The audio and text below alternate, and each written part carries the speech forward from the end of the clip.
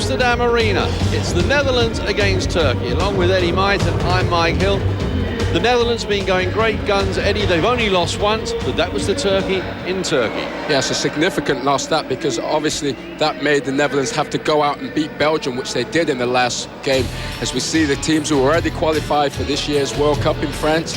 France the host, and Bulgaria in with Norway, Spain and Romania from Group 8. Yes, in this match today from Group 7. And the Dutch are in a great position here. I mean, they could still fail to qualify, but they've got to lose here by a huge amount. And also, Wales have got to beat Belgium, haven't they? Yes, the odds of Holland not qualifying, a long shot. But, this game is played on the field, and Turkey really want to win this one also. Well, there you can see, there's the scenario.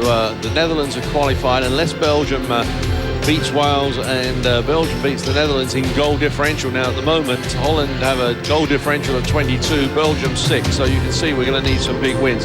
Turkey needs to win today, and they've also got to hope that the Welsh can upset Belgium, and that way they would finish second. European qualification, there'll be the 9 group winners, the 1 best runner-up, and then we've got 4 other positions, and the runners-up in the groups will enter a playoff for those. It'll be a home and away basis, the luck of the draw, which will take place on Monday. And France, of course, qualifies as the host of World Cup 98. The roof is closed here at the Amsterdam Arena. Stay with us. When we return, we'll have the team lineups, and the first half kickoff, Road to World Cup 98, is next. Yeah, this is where John Dyson took what many still believe to be the greatest outfield catch in history. What a great catch! And over here is the spot where Michael Bevan hit the winning boundary of the final ball against the West Indies last year. Let's get ready for Australia! And this pitch is where an occasional spinner took 11 wickets against the West Indies to help win a test match a few years back. This season's sure to be a season to remember, with almost 500 hours of total cricket broadcast. Sports Australia, the new home of cricket. Wednesday on Latitudes, we look at Britain's history of empire building. The English never sought an empire, but when they woke up one day and they found an empire had come, they did their best to rule it well. Having plundered its treasures, it's said they gave the empire the British example. It was regarded as a great service. But how that empire has changed. British-born Asian, because that's what I am. John Forsyth presents Empire on Portrait of Great Britain, Wednesday 9:30 on Odyssey.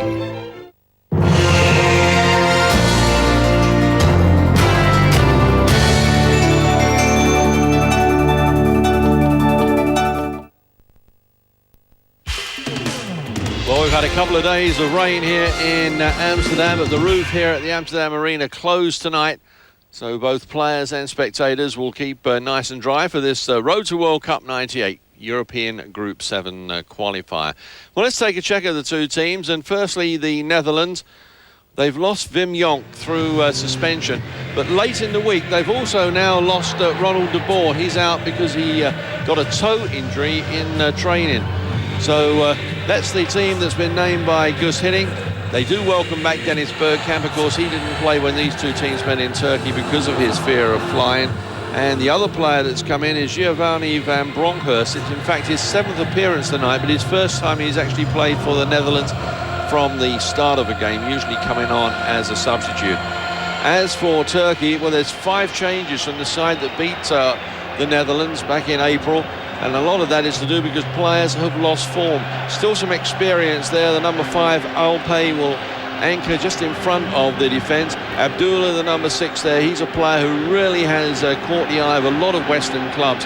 He looks a very good player. And the number 9 there, Hakan Suka, who is their leading goal scorer with 8 goals so far in World Cup qualifying. Well, these two teams have met 5 times before. It's all very even. 2 wins apiece, 1 has finished as a draw, but more importantly, the last time they met, April the 2nd, that was when Turkey won 1-0. Hakan Suka got the only goal, and the Netherlands that night missed a penalty. Clarence Seedorf put it over the crossbar, and there was the goal scorer from that game, Hakan Suka. There was a doubt, in fact, whether he would be playing. We were told that firstly he had an injury to his ankle, and then we're also told he spent most of the week in bed with flu, but he seems to have made an absolutely marvellous recovery. And they need him, Mike, badly. This is a very difficult place for anybody to win. The Amsterdam Arena has been good to Holland, and Hakan Suker will have to come up with a goal or two to hopefully help the Turkish side get on the winning side. And it would, obviously, we've set it up in the game, it would take a defeat of major proportions for Holland to not qualify, but you never know. Leif Sundal is our referee. He's a civil servant from Sweden. Been on the FIFA list since 1990. And it is the Netherlands who get us underway. They are attacking the goal to our left in the first half. The game in Istanbul, which you may have seen here on ESPN, was a game that Holland dominated for long periods. Just couldn't deliver the killer blow. And then were caught on a counter-attack, and as they say, that was it. That's all it takes, really. One goal, and you come out a winning. I'm sure Holland will remember that defeat, Mike, and they'll be somewhat cautious in the early stages, but I'm sure they'll want to avenge that loss to Turkey. It's Dennis Bergkamp. He's been in such sparkling form for Arsenal in the English Premier League. First player ever to win the Carlin Player of the Month award for 2 consecutive months, winning it both in August and in September. So scored 10 goals so far this season. He only actually needs 3 goals to become the top goal scorer in Dutch football. As Wilkes is the leading scorer with some 35 goals. Bergkamp has 33. Wilkes, though, scored those 35 goals in 38 appearances. Tonight it's Dennis Bergkamp's 57th.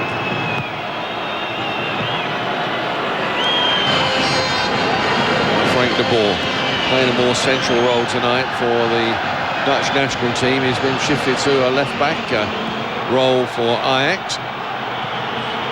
Does prefer, though, the more central role. And right away, Mike, you can see the Turkish strategy. They're going to sit behind the ball, contain Holland, let them have possession. But as soon as they win it, they're coming with a counter-attacking game. And you can see it's in place, a strategy, and they're going to stick to this. Bronkhorst, Newman. Now de Boer. This is Japstam. Scored the last time out for the Dutch national side. Michael Reisinger able to keep that one in, just hitting there, and his assistant Johan Neeskens. Sitting, who's built a good spirit in this Dutch team. It's not always been the case over the years. And a team that's been ripped apart because of internal strife. And we'll see when they, if they make the World Cup finals, we'll see if that continues, because this campaign in this group, we have not heard any internal problems from the Holland camp. Seedorf plays it wide. Here's Reisinger. So Michael Reisinger now plying his trade in Spain with Barcelona. He's linked up with his former Ajax coach, Louis van Gaal. Really settled in Italy. AC Milan was allowed to move. Now Turkey. Made Euro 96, which was the first major tournament they qualified for since they qualified for their one and only World Cup back in 1954.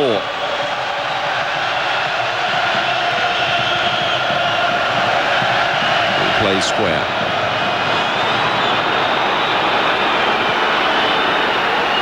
This is Arif. He loses out. Koku there, just flicking that one back for Van der Sar. And once again, Turkey are making no attempt to regain possession in the Dutch half. They're going to be content to let them have possession there, but as soon as they win it, they're really trying to look for the holes, and they're going to attack with speed. And that's a tactic that's widely used, and they're going to rely on it tonight. It's Frank de Boer. Second youngest player in Dutch history to reach the 50 cap mark. As Patrick Kluivert is judged to have been offside. That was a touch and go decision. Well, you can see as the ball's played through by Frank de Boer, the Turkish players all move up in a line, and it's not Kluivert who's offside. I believe it was Bergkamp running off his shoulder who's in the offside position.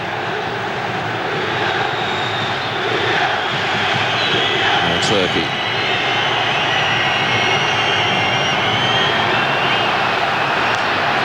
Turkey have lost a couple of times in this campaign, both to Belgium. Both in Belgium and at home to Belgium, where Oliveira got a hat-trick. Result, of course, coming after they'd beaten the Dutch. Now, it was threaded through that time, looking for Kluivert by Aron Winter. Kluivert, now Winter.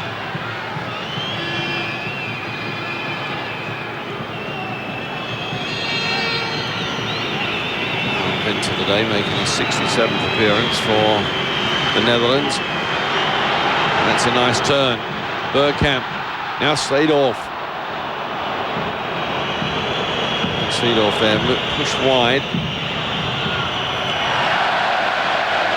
And Winter. That was a great illustration of what Holland do so well. They spread you out and then try to play the ball through any gaps that appear in. Bergkamp played a lovely pass through to Seedorf, just led him a little too strong with the pass, and they still get a corner out of it. Lose two, the goalkeeper who plays his club football at Fenerbahce. And Bronkhorst with the corner. Seedorf. Bronkhorst unable to keep that one in. He was a bit of a surprise selection, especially with Mark Overmars on the bench, but he's got his chance and hopefully he'll take it well. Mustafa Denizli, the coach of this Turkish side, 10 international appearances, scoring a couple of goals.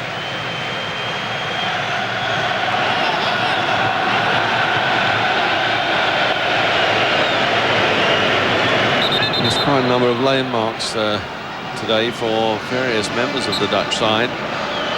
Frank de Boer making his 50th appearance. Here he is on the ball. As I was saying, now he will be the second youngest Dutch player to reach 50 caps. Dennis Bergkamp did it at the time he was 36 days younger than Frank de Boer. Patrick Kluivert, who's like a lot of the new signings at AC Milan, having trouble settling to life in Serie A since his move from Ajax.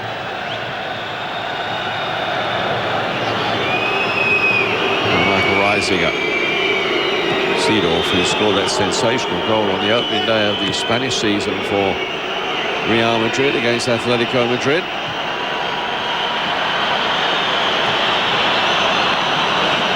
And into that time as the player stopped. Now de Boer. Winter. And Bronkhorst plays it wide. Reisiger. Bergkamp stepping away from that challenge, just what he does so well. And the shot there flashing across goal. Well, he's been in spectacular form for Arsenal so far this season. Well, some people are calling him the best player in the world right now, and this guy can unlock a defence. This time he pulls his shot wide, but with Turkey packing the defence in, you're going to have creative players who can unlock it. Dennis Bergkamp certainly fits that mold.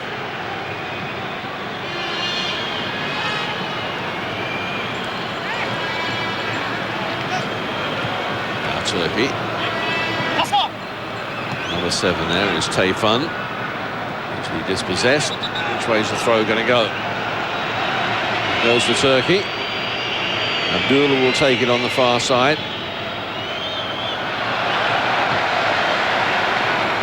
One name that might be surprising a lot of people who is not included in the Turkish team today, and that is Oktay. For some reason, seems to be used very few and far between. But whenever he plays, he scores goals. Not only for Turkey, but also for his club, Besiktas. And in a game like today, that's what Turkey need, goals. Obviously, you look at their strategy, Mike, and you think, well, they have to win regardless to stand a chance. You know, why they're coming and sitting back. But if you go at Holland you know, with reckless abandon and just open yourself up, they'll cut you to pieces. So Turkey have to be careful, and they're just trying to stay in the game right now. And hopefully, I think their thinking is just, can we steal the game? One goal would do it, and can we steal it? Lotte's played only in 3 of the qualifiers and scored 5 goals. It's not a bad return, is it? No, it's not really, is it? Somehow he just doesn't seem to figure in the coach's plans. Good intercept there by Abdur. He gets the ball back and plays it wide. Forward this time by Atia. Atia again.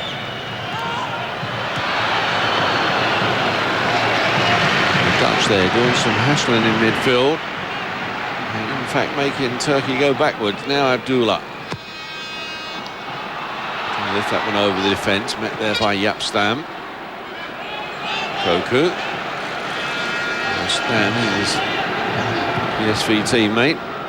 Frank de Boer. And Bronkhorst.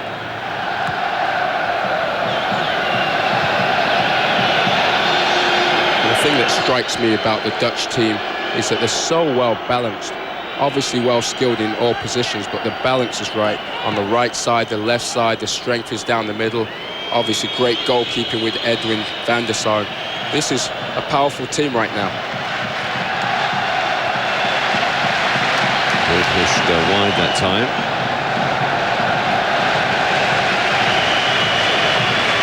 Now the Amsterdam Arena, this is the venue for the 3rd international that's been played here since it was opened. Well, we just got a shot of a famous Dutch player there who they'd like to have out there, Frank Rijkaard. The name was coming. Yes, and we were talking about players' milestones, of course. Frank Rijkaard, 73 appearances. He's 3rd in the all-time standings for Dutch international appearances with 73. The same number, in fact, as Hans van Breukelen, the goalkeeper.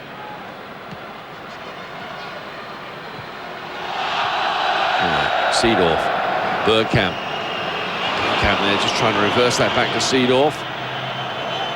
That was Bergkamp trip, no, says the referee.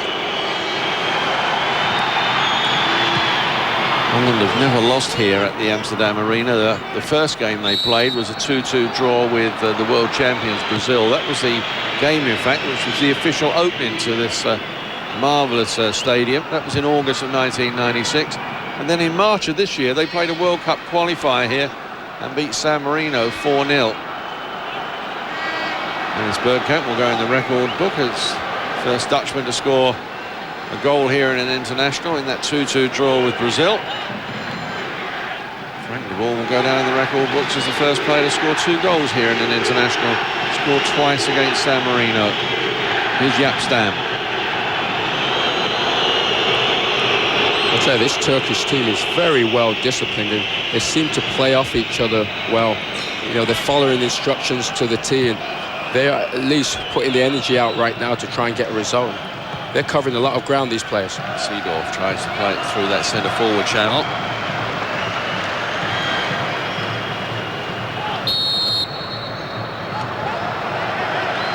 Keep up to date with all the latest news, highlights and scores, and see them first on our brand new show, Football Weekend, every Sunday for our Latin American audience only. Check your local listings for times of show to give you all the latest news, scores, everything you need to know about the World Game, and we give it to you first. Hakan Sulker there with a touch on. His teammates unable to read the move.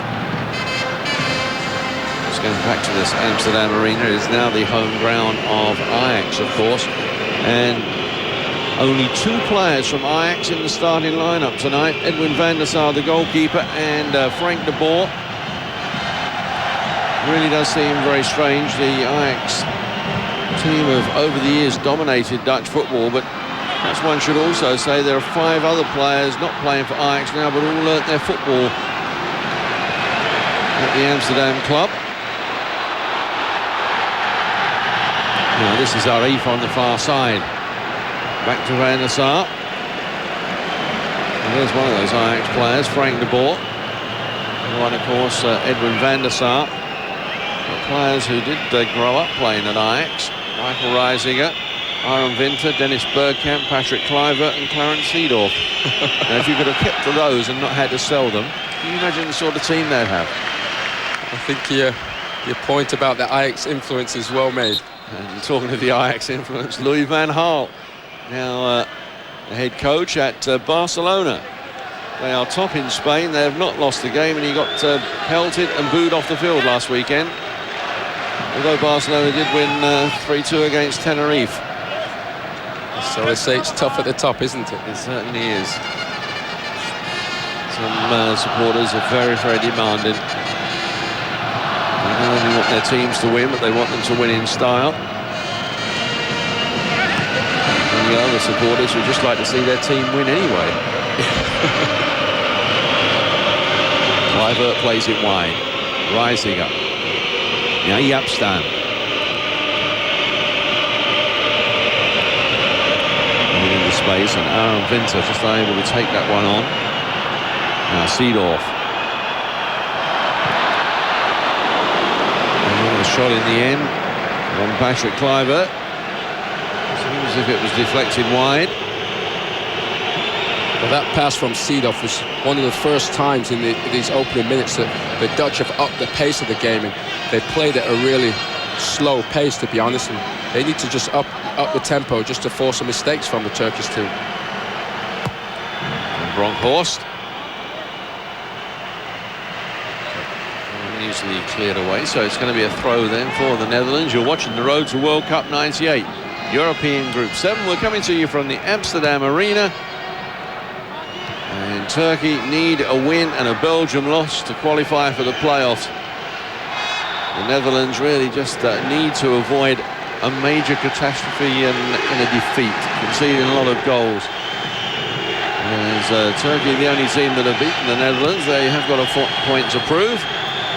They'll be trying to do that. Seedorf.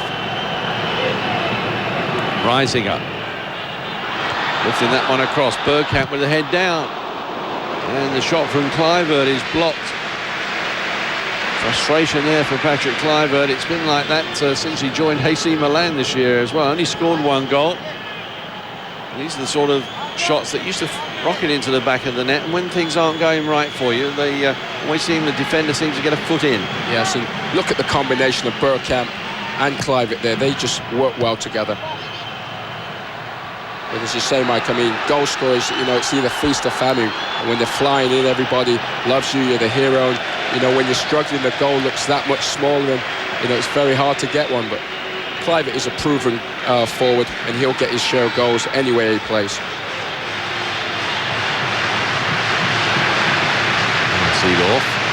Reisinger on the far side. And that was Winter. Hanging down the flank. Bergkamp doing some running. Now Abdullah. We've spoken about this Turkish team, Eddie, being very, very disciplined. But of course, this is the sort of game where the Netherlands have also got to be disciplined, because you can get stuck forward as you go searching for that goal and all of a sudden get caught. Yes, Mike, and you know, I've talked to many guys who've played on the international level, and one of the things they remark is that sometimes the games aren't physically that demanding, but mentally these games are draining, because your concentration has to be 100% there, and one lapse can, you know, end the game for you. So you're right, I mean, you can't just fall asleep in any situation, because this Turkish team is disciplined, and they're looking for 1 goal, and that will be enough for them. They'll just shut up shop after that, so Dutch have to be careful. And here comes Turkey and the shot. And Van der Sar watches that one go wide. Shot coming in fact, from the defender there. That's Alpay who had come forward. Alpay, who plays for Besiktas. Only goal in international football came against Canada in Toronto back in 1995. Today's his 33rd appearance. And there was a warning, Mike, really. I mean, you know, there's a defender coming through and has a shot which was narrowly wide, but you can bet if that shot went in, it would be really tough for Holland to get a result. Nothing even there, just nodding that back for Edwin van der Sar. Amsterdam. Winter, Bergkamp.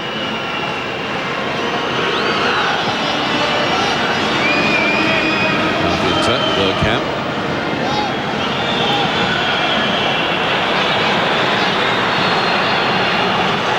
One person come in the field that time, and the end.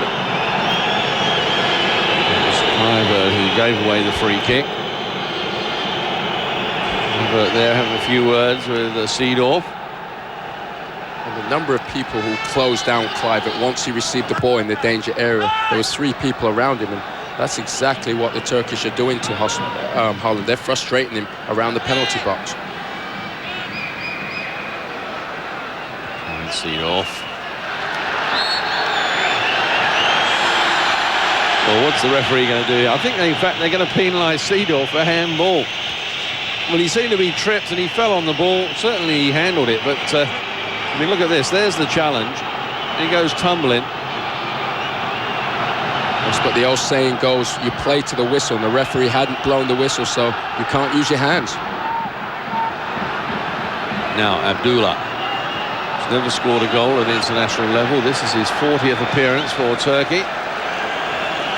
And as we've seen in some of their other qualifying matches, he's become mighty close. Alpay drops back now to his more defensive role. The road to World Cup 98 continues here on ESPN. On Monday, it's the game from CONCACAF. Canada against Mexico. For Mexico, a victory will ensure that they qualify for France. And Canada desperately need a victory just to keep their chances alive. It's CONCACAF World Cup qualifying, and that's for our international audience only. You can hear the band playing on. This arena it's like a theatre, Mikey. I mean, it's a tremendous setting. You know, it's state of the art. Everything is brand new, and you know, this Dutch team are hoping to put a performance on for the crowd tonight. Comes the corner, and the header is just over the top from Patrick Kluivert. Well, he found himself free around the 6-yard box. He's not going to get too many opportunities like that. And that's exactly what you're talking about. I mean, in days gone by, they were flying in for Kluivert. He had a free header, and he just got himself under the ball and missed the target. But, you know, that's the way his luck's going right now. The goals are just in short supply for him. The good thing from his point of view was that he got himself free and he was in a position to at least get the header.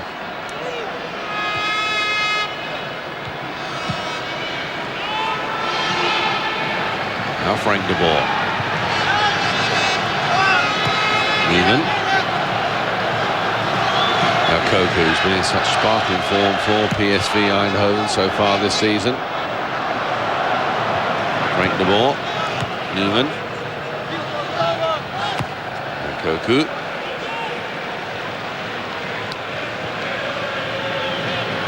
Netherlands also lost Boudewijn Zenden earlier on in the week. He joined the training camp.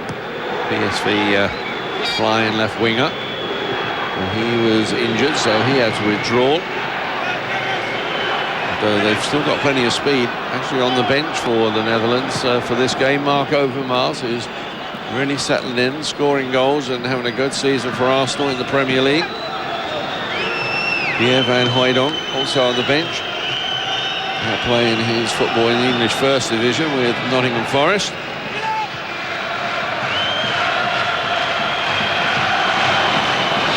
Koku plays it through. Nobody read the move.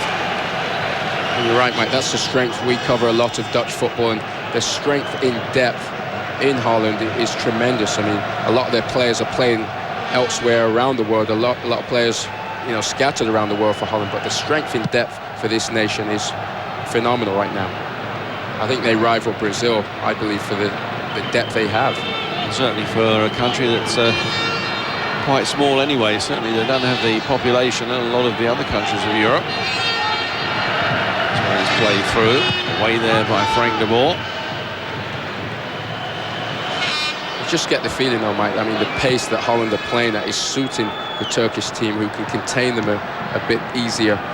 And their game plan so far for Turkey is working.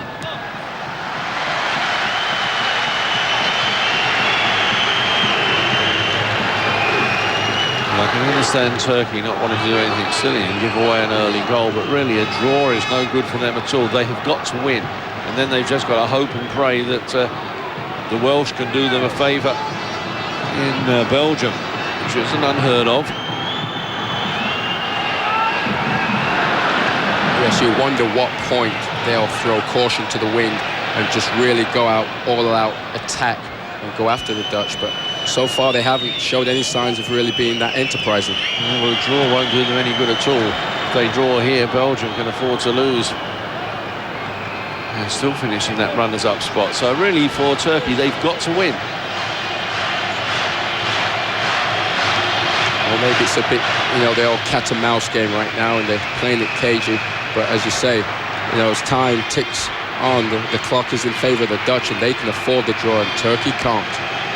Oh yes, the draw will mean that the Netherlands will finish top of the group.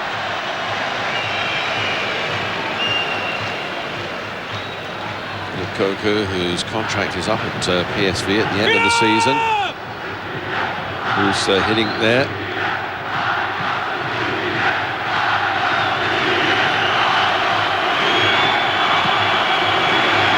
Coach of the Dutch side, who as a player travelled quite extensively to ply his trade. Had a spell in the United States with the Washington Diplomats and the San Jose Earthquake, and some 4 teams also in Holland, including PSV. I think Guus Hiddink is going to reconnect with the United States. I believe Holland are going to take a tour coming up soon to the United States. Yes, it was announced, in fact, that they would be participating in the US Cup in February next year in the United States. One of the games they'll most probably be playing will be against Brazil, as well as a game against the United States and another team yet to be announced. So that looks like that could be an outstanding tournament. Brazil, the USA and Holland, you don't get much better than that, whoever the 4th team is. Oh, well, I'll be very interested to see, the Brazil-Holland game. Obviously, you said they opened this arena with a 2-2 entertaining drawing. You remember the World Cup 94 game. That was a sparkling affair, which Brazil edged Holland out. So those 2 teams are great, talented players, so that should be exciting. I need a ticket. There is Alpay, second best that time. Payne even worse. The free kick has gone against him.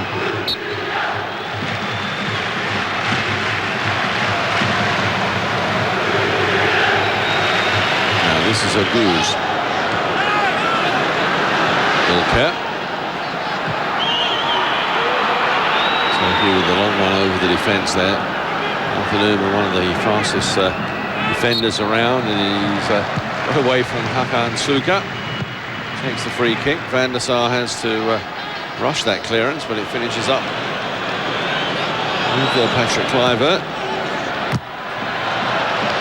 Koku. Giovanni van Bronckhorst. This is football at Feyenoord. Well, Van Bronckhorst has been brought in to provide left-sided attacks, but he's not an out-and-out winger, really. He's more of a central midfielder. He likes to cut in a lot. And, this is one thing that's devoid of this Holland team right now. There's not an out-and-out winger, out there, which is unusual for them, because that's their style usually, to play with wide players. I think a lot of people did expect that Mark Overmars would be in the starting lineup, certainly after the injury to Goodwin Zenden. But Guus Hiddink decided otherwise. They're trying to play the advantage. In the end, there was none. Challenge coming in there from Tayfur.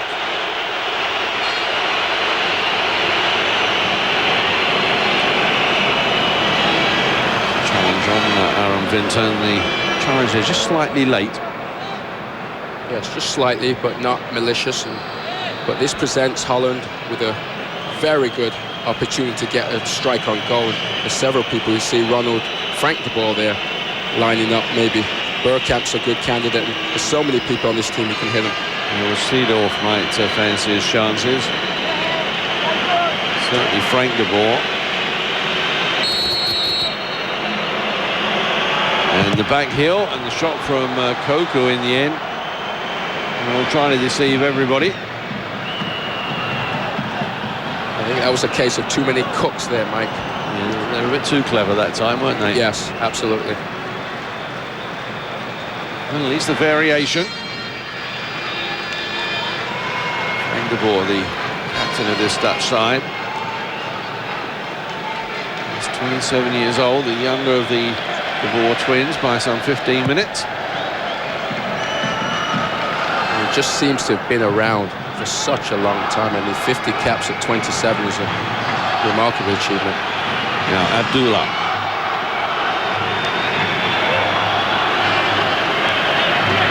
These Turkish players took part in Euro 96. Did so well just to qualify. And lost all 3 matches, failed to score a goal. Mustafa Nesli came in as their new coach. After that, they were beaten by Croatia 1-0, by Portugal 1-0, and then the 3-0 against Denmark. Looking for their second appearance in a World Cup final series. Made it in 1954, but lost 4-1 to West Germany as it was then. And then actually beat South Korea 7-0, and then lost to West Germany 7-2. World Cup was organised slightly differently those days to what it is now. And you can see the Turkish team, their whole footballing nation has risen. I mean, they're so much better now. They're a force that is still coming. But this is not a bad team we're looking at here. Well, certainly their club football has been on the up in the last few years.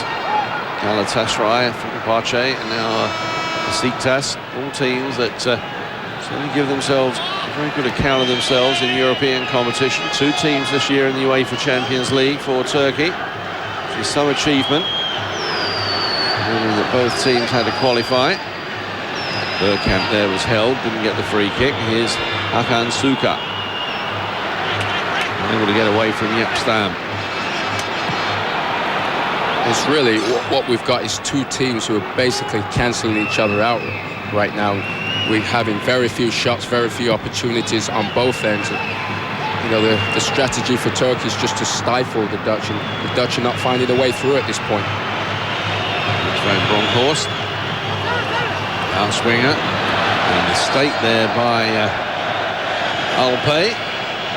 He concedes the corner rather unnecessarily. Possibly he didn't get the shout, but he had more time. He's motioning to the keeper to give him an earlier call. He had more time than he realised. Gus Hiddink is really pensive about how we can unlock this defence. Well, this at the moment is very much the same sort of game as we saw in Turkey earlier this year, when the Dutch dominated it territorially. This is their 6th corner of this first half. Really, Rustu, the goalkeeper for Turkey, has not had to make a save. No, I mean, his defence has played very well in front of him, and, you know, Bergkamp and Kluivert have been shut down by numbers crowding them out, but just from a Turkish player point of view, would like to see him go out and show some enterprise and try to win, maybe.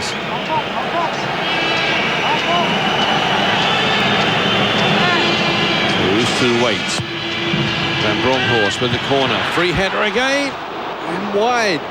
Well, this time it was Philip Koku who came through, and again nobody picked him up. Yes, nobody picked him up. He ghosted in, and you'd have backed Koku here. He's very good in these situations, absolutely free. Once again, the keeper didn't have to make a save. Well, that's 2 headers that the Dutch have had. Koku with that one, and Kluivert with the other one. Kluivert, yeah, thank you for helping my names again. You know, Kluivert, and you've got to put those away on this level, Mike, to win the game. I don't care who you're playing. International football is decided by, you know, half chances at best, so you have to put those away. Here's Koku. Ball played square to the far side. Forward this time. This was the player who lost out. Now, Seedorf. Still Seedorf trying to pick out Dennis Bergkamp, and Dula was the player in there with the intercept for Turkey. Still they're under pressure. Bergkamp again, lovely touchback, rising up.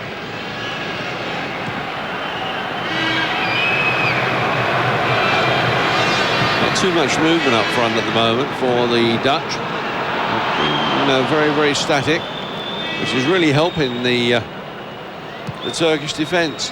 You're watching the road to World Cup 98 from European Group 7. We're coming to you today from the Amsterdam Arena, along with Eddie Myton. I'm Mike Hill. And with just over 34 minutes gone, as we check the MasterCard game summary, the Netherlands need to draw or to win to qualify for the World Cup finals in France next year. And 35 minutes gone in the first half. We're still awaiting the opening goal. It's Holland 0, Turkey 0. This is a game that Turkey have got to win. And even that would not guarantee them a spot in the World Cup finals or even a shot at the playoffs. It would mean that Wales would have to beat Belgium. That game being played simultaneously across the border in Belgium.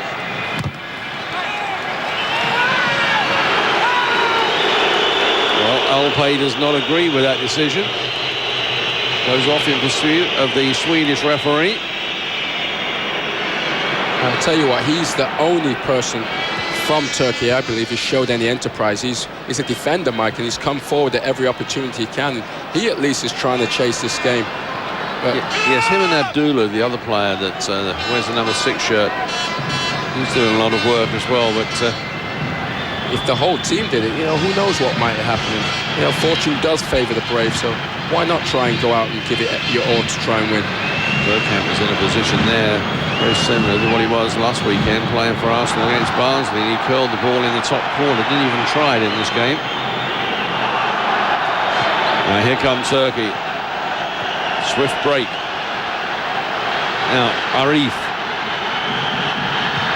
Ilka cuts this one back and away there by Koku. Just needed a better final ball into the penalty area, but the Dutch that time was stretched. Yes, I mean, Turkey played that to perfection, except the ball into the box, because Suker had made the near post run and had got a yard of space, and if it could have just been delivered in his path, maybe he'd have put that one in. But that was a counter-attacking strategy at its best, and Holland were stretched. Sundar, and he's not refereeing. Tries playing basketball and badminton, so he likes fishing. He'll fish up around the waters of Sweden. I'll tell you what Holland need most of all, from my point of view, Mike, is some width. They need to get some players down the side of the pitch and get some crosses in and supply Kluivert and Bergkamp from the wings. Yes, plus if you had a couple of wingers on there, you might be able to stretch this Turkish defence at the moment. It's all sort of going into a funnel type thing, which is easier to defend. Yeah, it really is. I mean, the Dutch are playing into Turkey's hands. We keep saying Turkey needs to win, but right now they're just shutting up shop, and there's no room for Holland through the middle, so you must go around the sides. And Seedorf gets the free kick.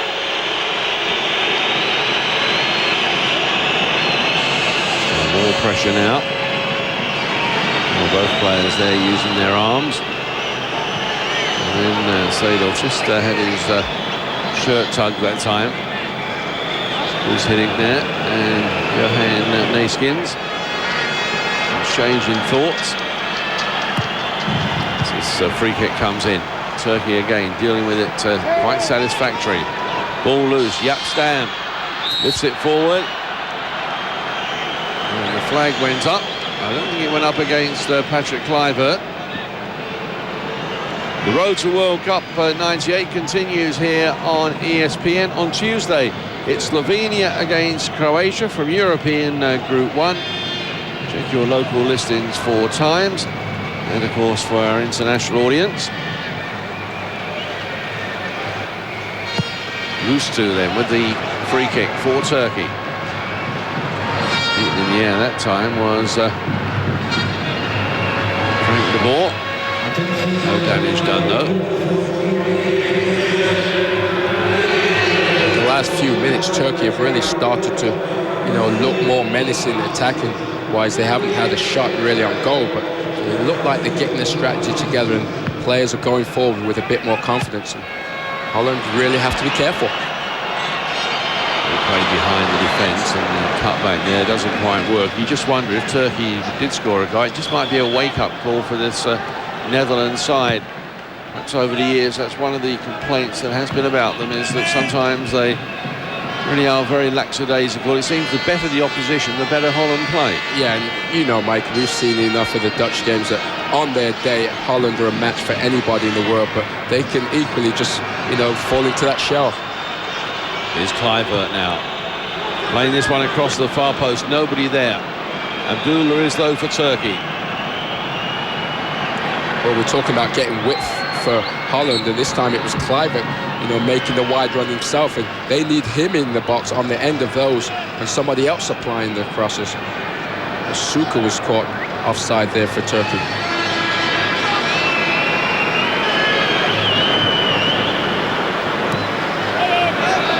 Stam.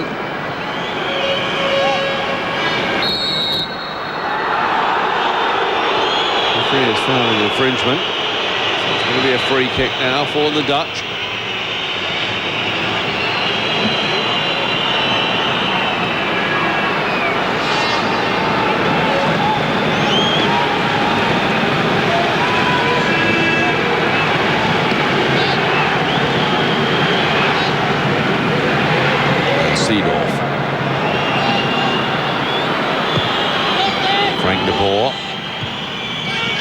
Stam had gone forward. He's usually so good in the air. We saw him score in the last World Cup qualifier against Belgium. Rather a lazy ball back there from Koku, and it could have spelt danger, but it's tied it up in the end.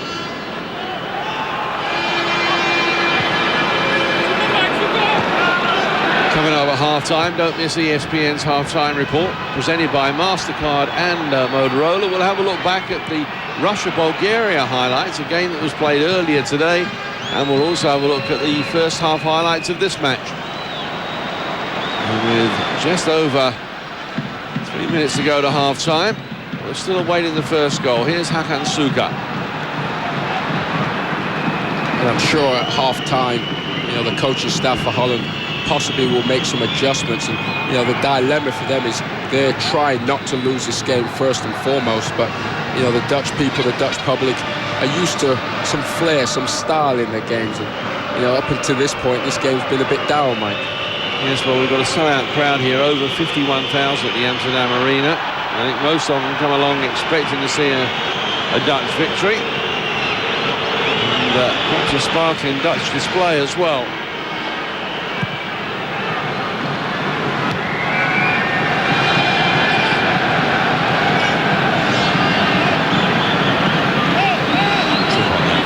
Nothing given though by the referee. Here's Arif. Seedorf. Still Clarence Seedorf. Kluivert looked to play it through the centre forward channel, but Dennis Bergkamp had to check his run because the defenders were all pushing up. Exactly, and Bergkamp read the defence, Mike, and Kluivert obviously couldn't connect with him mentally. And you could see the anguish on the players' faces because, the build-up, Seedorf won it and slipped it into Kluivert, and the build-up was really promising. But as you say, Bergkamp had to hold his run because of what they were doing defensively.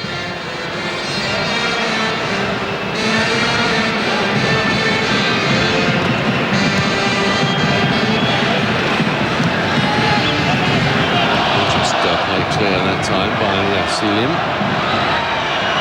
Bergkamp now.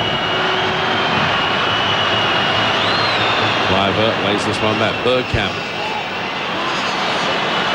Through the turn and just losing his foot in.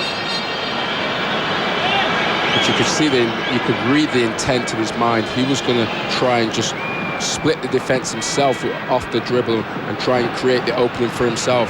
And he just, as you say, lost his footing. But they need more individual initiative from their players to open this defence. He lifted over the defence. Abdullah, faced there by Koku. Gula there just slipping. He gave that half a yard that Koku needed. Bergkamp. Winter plays it wide. Van Bronckhorst. Newman.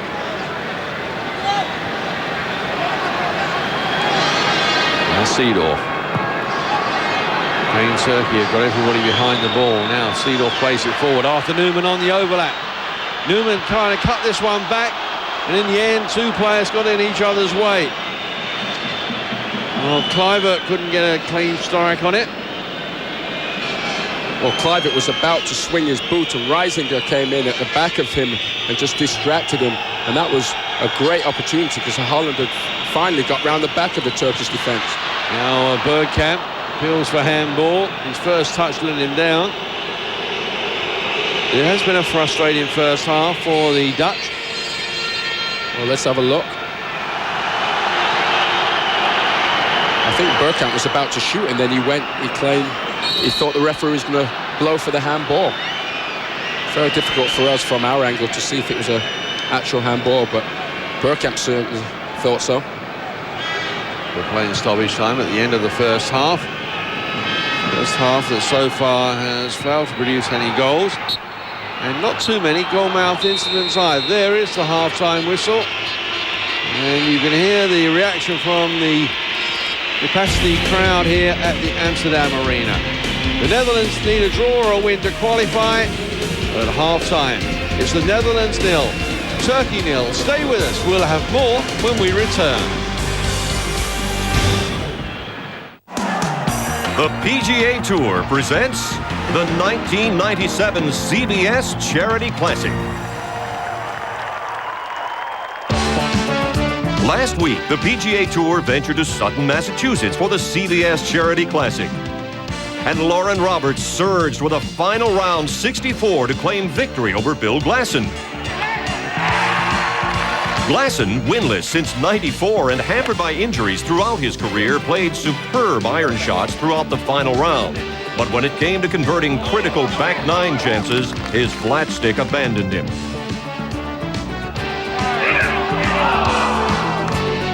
That's where Lauren Roberts has built his reputation. Nicknamed Boss of the Moss, he drained 4 birdies in the final 7 holes to secure his 5th career title. Lauren Roberts, the 1997 CBS Charity Classic champion. This weekend on Optus Vision's 4 sports channels, Sheffield Shield cricket hosted by Alan Warner and Greg Ritchie, live and exclusive on Sports Australia. Boxing Fight Night on Sports Australia, Oscar De La Hoya versus Hector Macho Camacho. Soccer English Premier League match of the round and a pay TV exclusive on Sports Australia. Dutch football on ESPN live and exclusive. NFL direct from the US live on ESPN. All this weekend on Optus Vision's 4 sports channels. Heidi Fleiss, alleged Madam to the Stars, pled not guilty on all charges. It happened in Hollywood, where who you know is power. My clients are heads of studios, heads of state. The cops won't touch me. And Heidi Fleiss used everyone she ever met. She manipulated you, just like she manipulated her customers. Now, her father tells the true story. Come on, Dad, just do what I tell you. About his little girl and the making of a Hollywood madam. Now showing on Movie 1. And ESPN. This ESPN halftime report is presented by MasterCard, the future of money. And by Motorola. Motorola Pages will find you if you want.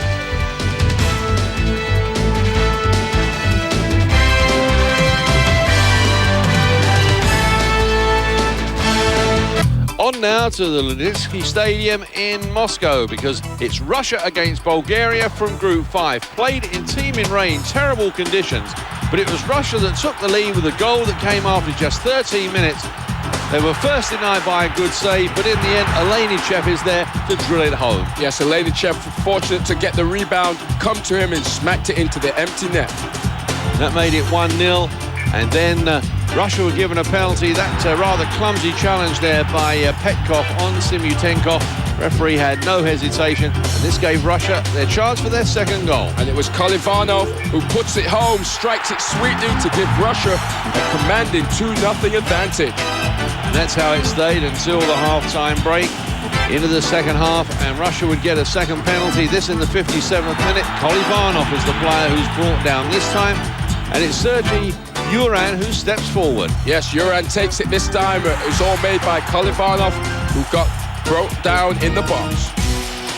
So that in the 52nd minute, and then in the 57th minute, Russia would add a fourth goal, and this time it's Kolivanov feeding that one through to Elenichev. Elenichev's second goal of the game, and that really put the seal on the victory. Russia were really flying 4-0 at that point. Bulgaria, though, came back with two late goals from Kostadinov and Gruev. They finish up losing there. Russia winning 4-2, and Russia had already assured themselves of the runners-up spot in Group 5. Bulgaria had already won it. And in the other game in that group, Cyprus overcame Luxembourg. So that's how it finished in European Group 5, with Bulgaria on top and just suffering two losses. Russia only lost once, but they dropped those points in two draws. They finish up 1 point behind Bulgaria, and they will enter the playoffs. Back here at the Amsterdam Arena at the end of the first 45 minutes. The Netherlands 0, Turkey 0. Stay with us. We'll have more to come on the road to World Cup 98.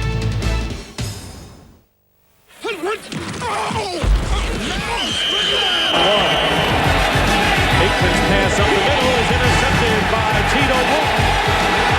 He's got Aikman to beat. Touchdown, Giants. Play fake, Schuler. Oh, my. Wide open. Farquhar, the tight end. Inside the 30 to the 27. Short 9. Protection for George. Dumps it off complete. Hoffman in the open field. No one's going to catch him. I don't believe. Hoffman for a touchdown. Cordell Stewart has it, and he has a first down and more. Stewart after the fake, running for the end zone. It's a foot race, and Cordell Stewart will take it in for the score.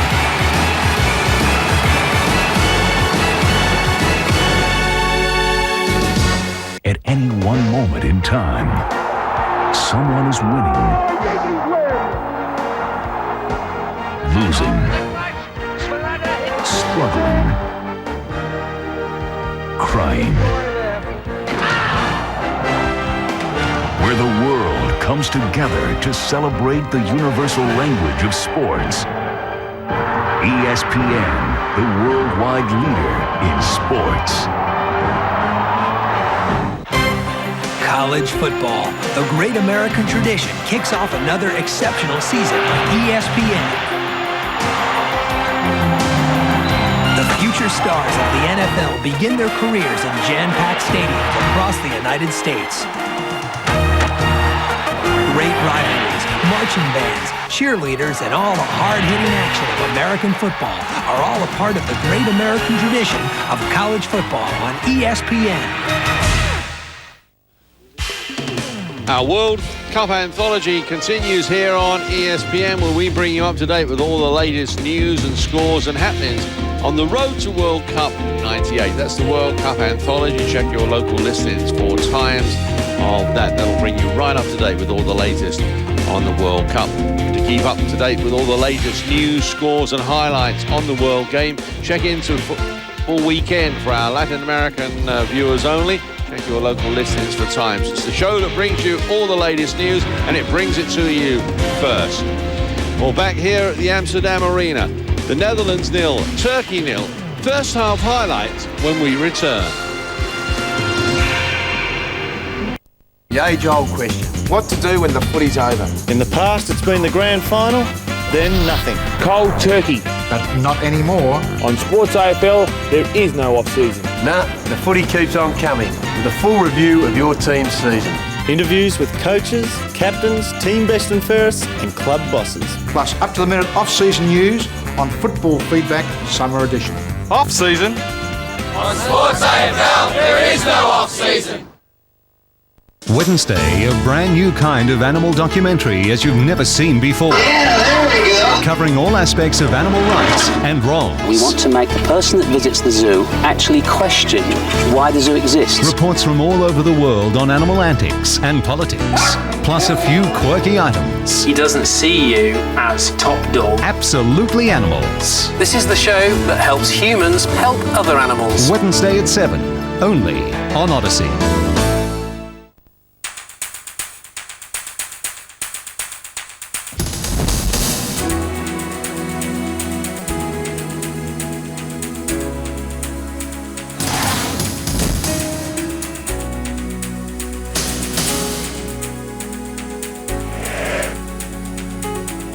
Hours a day, 7 days a week, 365 days a year. Sky News Australia. You won't miss a thing. For the world's fastest open-wheel drivers, there is only one prize, the PPG Cup. And it's ready, clearly the quicker car now. Super speedways, street circuits and tree-lined road courses. 17 races across 3 continents, and to the winner goes the spoils. Gentlemen, start your engines. The PPG Kart World Series roars into Vancouver for the Molson Indy. Sunday 12 noon on Sport Australia.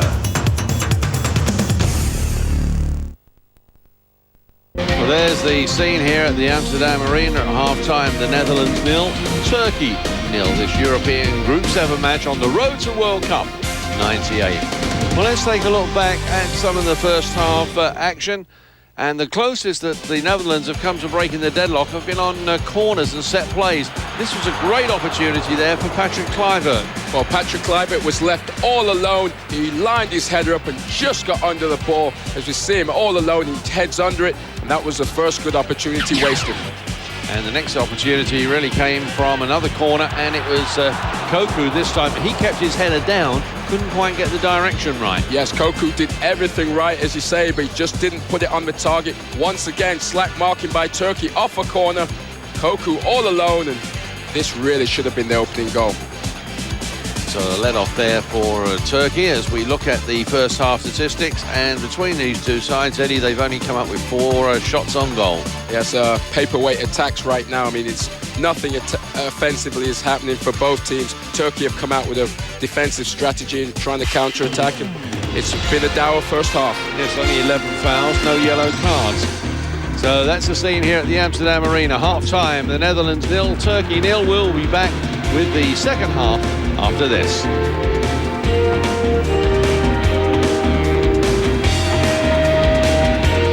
Sport was presented by MasterCard, the future of money, and by Motorola. Motorola pages will find you if you want.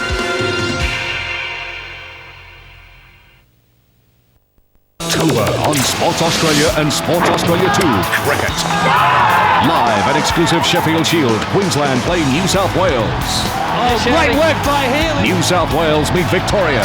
Top for 6. And in a live and exclusive special, the Cricket Academy take on the Australian team. Oh, that's a cracking shot. Plus all the highlights of the Mercantile Mutual Cup competition. Swimming. What a finish! Australia's best battle each other for national representation in the World Championships.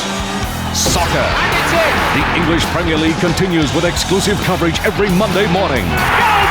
Plus live and exclusive coverage of Australia's premier competition, the Ericsson Cup. Cycling. Gets it on the line. Live coverage of the Commonwealth Bank Cycle Classic with some of the world's best riders tackling out terrain. Golf. Live and exclusive European PGA coverage in October, including the German Masters and the prestigious Volvo Masters. Netball. The world champion Aussies split up to play for their states in the Qantas Netball Nationals. This would seal it. See exclusively live coverage right up to the finals. NFL. Over the top. Every Monday night, the big men hit each other hard in the name of gridiron. Motorsport. The AMSCAR Series Finals plus Bathurst. All this and more in October on Sports Australia and Sports Australia 2. It's the setting for a perfect romance. I'm not her husband, good God. When youth is confused for love. For heaven's sake, I'm old enough to be your mother. English girls and Italian men are good. I'm an English woman, there's a difference. Whoa. Hidden desires lead to jealousy. You were sensible, Miss Bent. You'd stay here with me. I'm not halfway sensible, Major. Gosh, you hot ticket, you! The result becomes a game. I'm so sorry you're going before we've had a chance to get to know each other. It's nice to him. Be serious. Vanessa Redgrave and Uma Thurman. If it means so much to you, why don't you indulge in yourself? A Month by the Lake premieres October 25th on Movie Extra. The face there of Dennis Bergkamp as he gets ready for the start of the second half. Must have had Nesli there, the coach of this Turkish side. You just wonder what he might have said at half-time, Eddie. I'm sure he realises they've got to win this. A draw is no good. It might look nice in the record books, but if they've got any aspirations of going to France, it's a game they've got to win. I just wonder if he might change a few tactics in this second half. Well, for the good of the game, Mike, I mean, you know, it takes two teams to make an entertaining game, and Turkey have to come out and play. And I hope for the sake of his players, he's given them the license to go out and express himself. And if they go down, they're going to go down fighting. Abdullah to take the throw for Turkey. This is the player they've got to get some service to. The number 9 there, Hakan Suka. 8 goals in World Cup qualifying. And some 7 matches. Abdullah at the end of that crunching challenge from Philip Koku. As we said in the top of the show, Suka has scored against Holland. He scored the goal that beat them. There he is in the shot. And, you know, why not try and get this guy into the game? Because he knows how to get goals. Abdullah with the free kick. The Dutch, though, able to get it clear.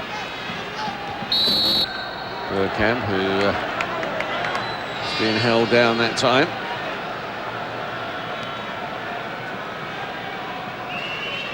Bergkamp being closely marked there by Alpay. The other players that Turkey have really got to get involved in this game is Oguz, the number 10. He's the most capped player in Turkish football with 66 caps. And his debut back in 1988 in a 3-1 victory over Greece.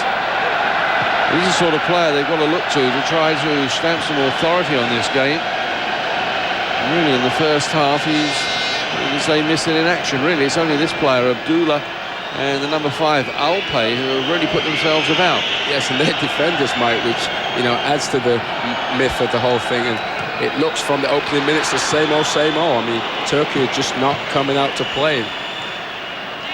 You know, you just have to wonder what their thinking is, and, you know, why the reason is they won't go out and chase the result that they so badly need. You wonder if Gus Hiddink might be changing a few things. Marco Vermaat is taking his tracksuit off. And certainly he would give the Dutch another option. At least he's a wide player that can perhaps stretch this Turkey defence and just create some gaps there for players like Bergkamp and Kluivert to operate in. Yes, I mean, Holland badly needs somebody else who can break down this staunch defence, and Overmars has the ability. He's got the pace, he's got the crossing ability from the right and left foot, and, you know, he could be a thorn in this Turkish side. And maybe he might entice them to come out and play. Newman. Ball play for Bergkamp. Oh, it needed a better return pass there from Dennis Bergkamp. Well, Aaron Winter, who had made a good run through. Well, between the two of them, Winter and Bergkamp, they have constructed a great opening. As you say, Bergkamp's final pass, really by his standards, was poor. And Seedorf plays it wide, straight to Abdullah. That's Hayfun. He's brought down by Clarence Seedorf. It's Tayfur.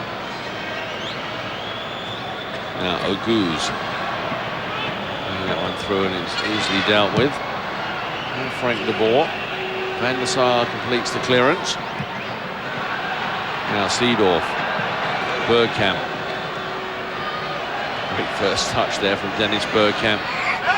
He's not only got a great first touch, he's also got great balance as well, hasn't he? Yes, yeah, that's the point, that, you know, people will look at the ball control, but what he did before that, he put his body in the way and then held himself up using the opposition's defender. So that's just a brilliant footballing brain there. Yes, named by his father after the Manchester United striker of the 60s, Dennis Law, and the former Scottish international as well. Bergkamp's going to get penalised that time for just putting his body there. Yeah, but he's a master craftsman, and he got caught that time. But you look at him, he just stands in front of the defender, makes sure that his path is clear, and then try to run onto him. A bit too obvious that time. Bergkamp, 28 years old, started at Ajax, failed to settle in Italy with Inter Milan. Certainly has set more on fire since he arrived at North London to play for Arsenal. A great season this year, good understanding with Arsenal's Ian Wright as well. I'm sure he's had some encouraging words for Patrick Kluivert, who's struggling with Italian football right now. Pull back there. Now, Arif clearly was pulled back that time by Van Bronckhorst. And referee Leif Sandell. Didn't see anything wrong with that.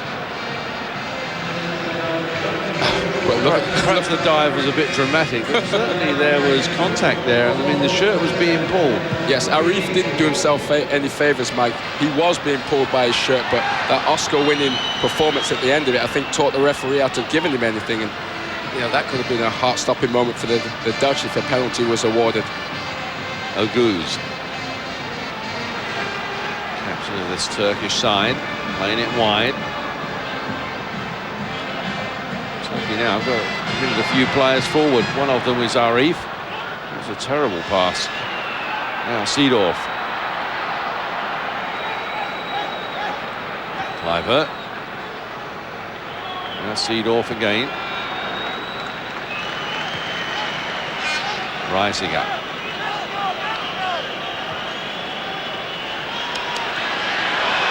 Dennis Bergkamp is getting very frustrated out there. He's getting manhandled. Not so much when he gets the ball, but while he's waiting for the ball. And I think this is what he's getting frustrated about. He's getting no protection from the referee's assistants, who are not seeing anything. But here goes Bergkamp. Falls over. Rustu there, just still enough. Well, he's not mad at anybody else this time except himself, because he done everything right. He used a run by Kluivert across the box which created space for himself. He ghosted into the box, and I think he took one touch too many, Mike, and lost the opportunity to shoot. Oh, there's Bergkamp very close there to breaking the deadlock. Great run, great balance again from him. Yes, and you don't see the run by Kluivert across the box, which opens the space up for him, and it just takes a touch too many and fails to get the shot off. And Guus Hiddink knows that those sort of opportunities his side have got to put away. Now Seedorf. Two players patrolling that centre-forward channel. Selim was one of them. Well, there might be some omens in the air, Mike. As you say, the game in Turkey, Holland thoroughly dominated, had their chances, and Turkey hit them on the break, and Suka got the winning goal. There is Suka. Ball just bounces away from him.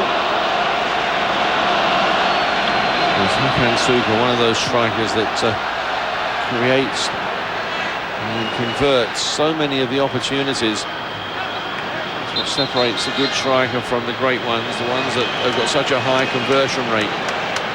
Now a change. Van Bronckhorst is coming off, and Mark Overmars is the player that is coming on. Mark Overmars getting a great reception from this Amsterdam crowd. Player who left Ajax, £7.5 million during the summer to move to North London to join Arsenal. And I'm sure he's looking forward to getting in the action, because he was left out of the squad for the last game against Belgium, and he's obviously got a return by virtue of Zenden being injured. And this is a big break for Overmars to show his stuff, and they need him in this game, because his pace and his crossing ability, I think, can open up this game for Kluivert and Bergkamp. Certainly, he's always had a good understanding with Dennis Bergkamp. Of course, now both playing with Arsenal, but during his Ajax days, he used to set up no end of goals for Patrick Kluivert. Yapstam read that play well. Overmars Just listen to the roar. His first touch, faced there by Ilka. And he was fouled. Or was he? Ilka from Fenerbahce. Yeah, but this is what Overmars does so well. He teases the defence, he draws 3 players, and you felt sure an obstruction call was going to be made, but nothing was called. And he has that ability, Mike, just to take people off the dribble. His lightning pace can unsettle the defence, and you can see his first touch. The Turkish were really backing off him. There he is again. And then Newman plays it back. Now Yapstam.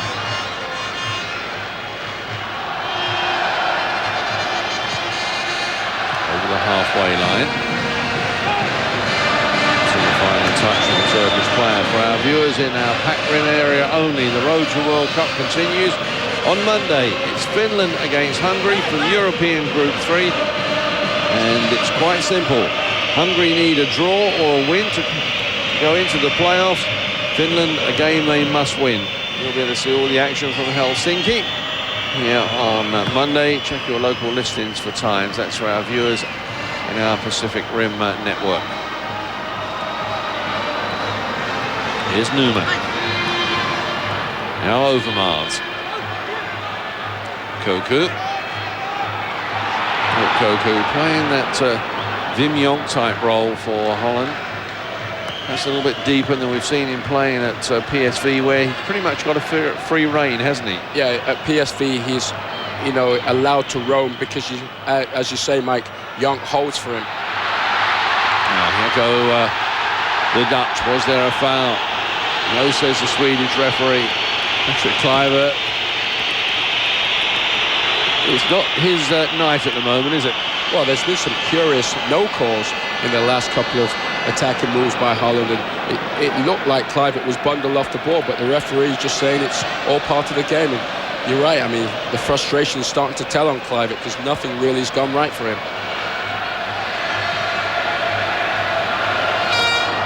Now, Seedorf. He passed one as if he wasn't there. Reisiger on the overlap, not needed. Ball played in, looking for Bergkamp. Now Koku skips around that challenge. Lifts it forward, away there by Salim. The pressure this from the Netherlands. Reisiger. Just count the number of white shirts behind the ball in a game you're trying to win. Amazing. I think the whole team's behind the ball except Suka. Now Newman. Now Suka's behind the ball as well. So they've got all 11 behind the ball now. Arthur Newman on that far side. Now Overmars. Faced there by Fatia. Fatia there winning the ball. And now playing it forward. This is where Turkey can be dangerous. Quick break. Tayfun gets the return on that far side. Faced there by Aram Vinta. The momentum, though, has been lost. They'll play forward more in hope than anything else. That's Arif. Now Tayfun. Arif pushing the back that time. Appeals for handball. Nothing given, and the shot. And Van der Sar had to react quickly. It was Arif who rifled that one in from the edge of the penalty area. But I tell you what, you watch as this clearance comes out. It's not cleared far, and Arif gets a good hit on it, and Van der Sar makes the save look easy, but there's definitely a warning sign. I mean, Turkey are not going to change now. They're committed to this counter-attacking strategy, and they're going for that one goal. The yellow card there for Alpay. Put his foot up, in fact, caught Clarence Seedorf in the face. And Yves Sundell, the referee, puts Alpay's name into the notebook. Oh, look at that. That was extremely high. I mean, he caught Seedorf with his studs. Well, certainly it was high, but didn't seem to be too much intent. Alpay there was just really looking at the ball. Yes, and he's pleading his case, and you're right, Mike. I mean, you know, he didn't maliciously do it, but he just got his foot high and his studs caught Seedorf flush in the face. And Seedorf, who did not endear himself to the Dutch supporters when he missed that penalty. And that 1-0 loss in Turkey. Especially when he wasn't supposed to be the penalty taker. Wim Jonk was the designated penalty taker, but Seedorf wanted to take it. Let's have a look at the incident again. It was a cushion header from Bergkamp, and you'd have to say that you'd expect a defender like Alpay to go for that. Yeah, I mean, he has every right to go for it. You know, he probably should have gone with his head. And Seedorf will carry on. I mean, that's just going to be a gash he's got. Well, there is Aaron Seedorf's brother looking from the sideline, a little bit concerned. They do keep the game in the families over here, don't they? I mean, Kanu's younger brother signed for Ajax, a 5-year deal just a week or so ago. Well, there's certainly a good bloodline somewhere, isn't there? I mean, Seedorf's brother's pretty useful, apparently. Roos 2. Watches that one go wide. Free kick taken there by Frank de Boer. There's Clarence Seedorf just getting some treatment on the sideline. Just hitting there, just checking that he will be able to carry on. You're watching the Road to World Cup 98. It's from European Group 7. This is from the Amsterdam Arena on the MasterCard game summary. Just one yellow card that went to Alpay in the 59th minute. No goals. And in fact, the only goalkeeper that's had to make a direct save in this game has been the Dutch goalkeeper Edwin van der Sar, with a shot that came in from Arif, and that really is about the only shot on goal I can remember. Yes, but might add to that, to be fair to Holland, they've squandered, I mean, 2 glorious headers. Bergkamp goes through the defence and fails to get the shot off, and, you know, it's just been a night where Holland haven't fired on all cylinders, to be honest. And looks like Bogart is going to come in. They're going to make another tactical change, but Winston Bogart, another player who started his career here in Amsterdam with Ajax, has had trouble again settling down with AC Milan, as Selim just knocks that one away, concedes the corner. Mark Overmars will go across to take it. And Overmars has been a bright spark for Holland. His pace is just terrorising the defence, and they're looking for him at every opportunity. To the edge of the 6-yard box and away there by Hakan Suka, who dropped back to help defend that corner. It's going to be a throw then for the Netherlands. Kluivert. Seedorf waiting to come back on, I think. Referee Yves Sandel just checking on the sideline.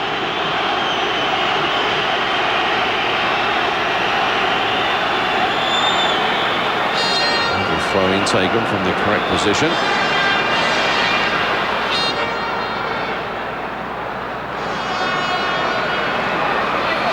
hectic challenge that time by Koku, but the referee was well positioned. Now play to carry on because Turkey actually had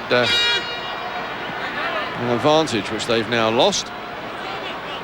Holland just really haven't looked as sharp as they did in the Belgium game, where everything they created, you know, seemed to work for them, and they put away 2 good chances.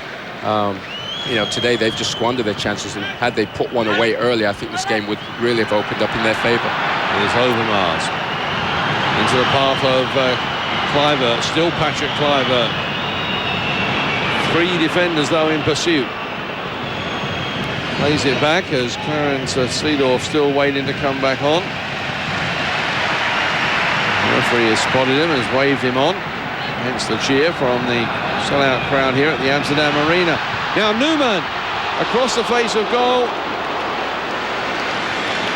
I'm not sure there if Arthur Newman meant that there's a shot or a cross. If it was a cross, it needed to be pulled back about an extra yard. If it was a shot, it needed to go about an extra yard forward. Yes, brilliantly worked with Overmars. Newman opens the defence and just it doesn't pick anyone out, and that's been the type of night it's been for Holland. They've just been knocking on the door and haven't quite applied the finishing touches. It's the one thing difference about this team from the Netherlands and the team that played Belgium is there doesn't seem to be the intensity in this game. Yeah, you're miffed a bit. Why? Because, you know, they obviously need the draw minimum and the win, but I think it's because the way Turkey are playing. I think Turkey have lulled them to sleep, Mike, and, you know, the pace of the game is slow, and they're just failing to be able to respond to it. The ball on that far side, to the halfway line.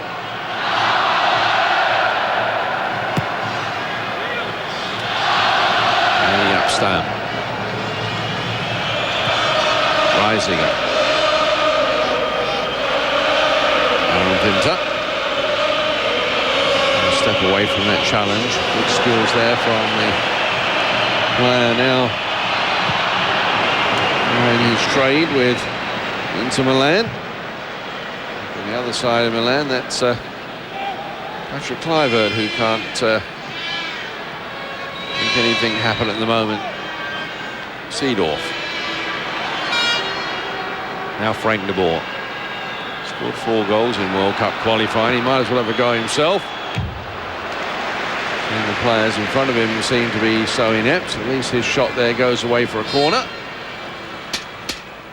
Next on Dutch football for our international audience is NEC up against PSV Eindhoven. PSV, the defending champions, currently second up against NEC. You'll see that here next Sunday. Check your local listings for times. Well, Rostu had to come up with an important punch because there were 3 Dutch people in the box unchallenged, and had anyone got a touch on it, it might have ended up in, and Rostu got there first. Van der Sar.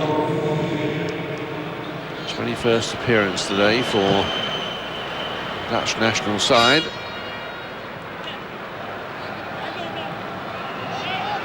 I tell you, in the series history, I mean, Holland have not been able to ghost by Turkey every time. The Turkey seem to be a difficult team for them to open up, Mike, and beat. And this is the 6th meeting. Both have won 2. And the other one had finished in a draw.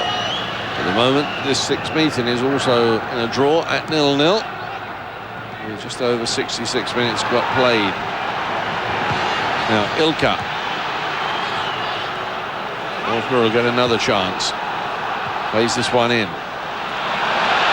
Now Seedorf. Wearing that band-aid to stop the blood after that foot in the face from Alpay. Abdullah.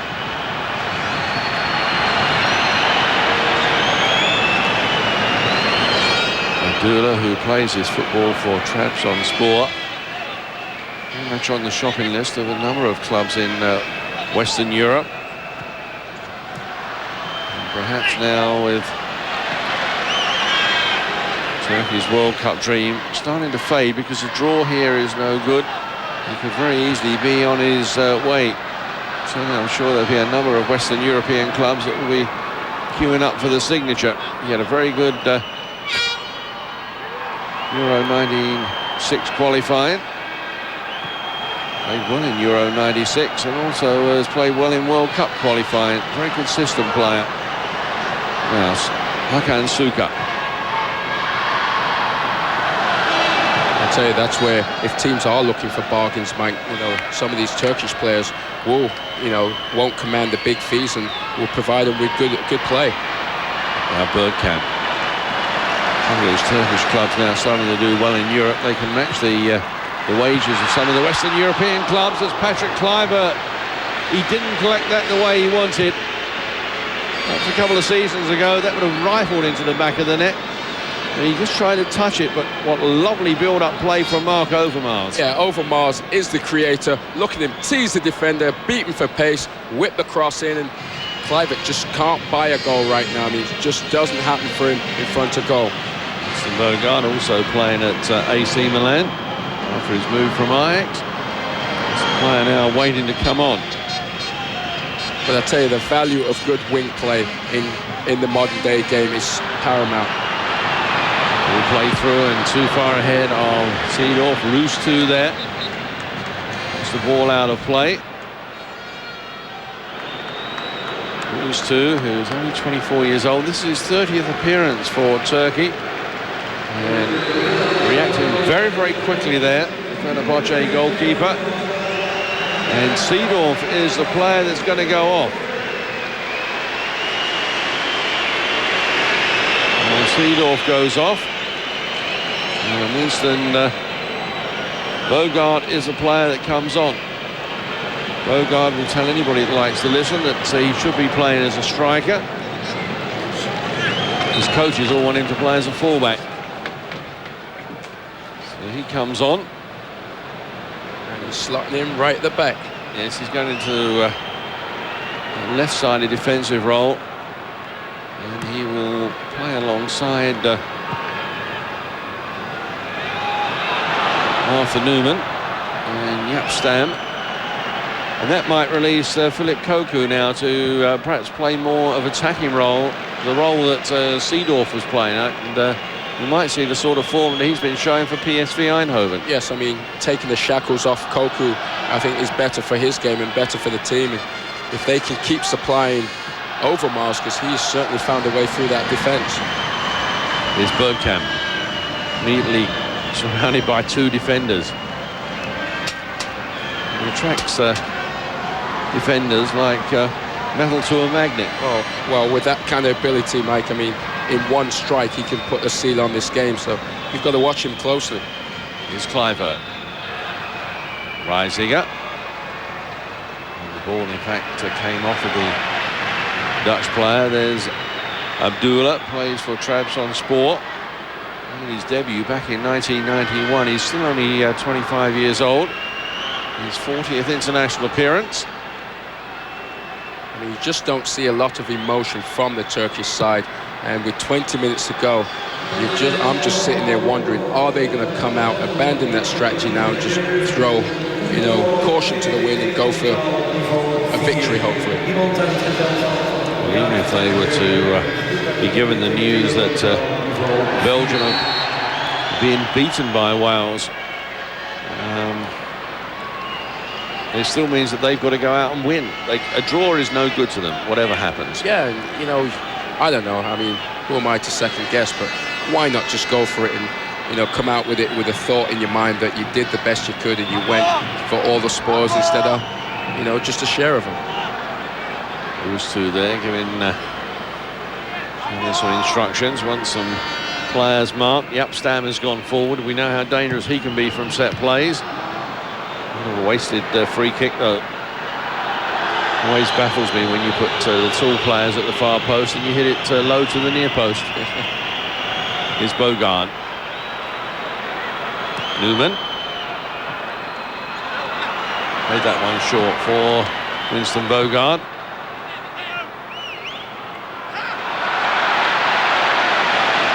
Now playing that one for Bergkamp to run onto him. Bergkamp there just stood up and brought down by Selim.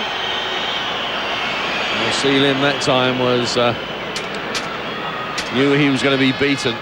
And if you ever can term it this, that was a good foul by Selim for his team, because Bergkamp was off into the box and that spelt trouble. And Selim hasn't even got a yellow card for it. But he has saved what could have been an embarrassing situation for his team. Free kick comes across.